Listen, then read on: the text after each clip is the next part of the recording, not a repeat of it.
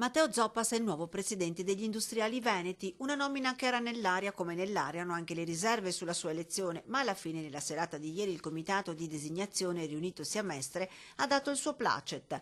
Zoppas, 43 anni, già presidente di Confindustria di Venezia e Rovigo, è da oggi il nuovo presidente degli industriali veneti, anche se la sua elezione non è stata indolore, permangono infatti dei dubbi, visto che nella votazione non passano certo inosservate le due astensioni delle territoriali di Treviso e Padova.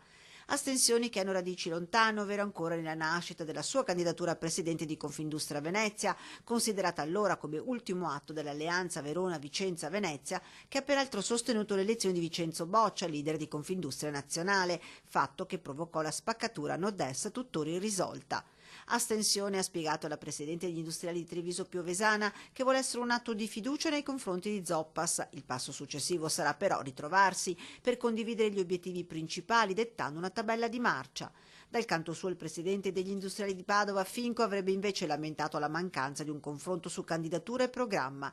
Giudizio sospeso il suo, pronto allo scontro se non si vedranno novità concrete. Poche le parole spese dallo stesso Zoppas dopo la sua nomina, se non che prima serve una condivisione del programma, anche se subito puntualizza che uno dei suoi obiettivi principali sarà quello di ricompattare la squadra.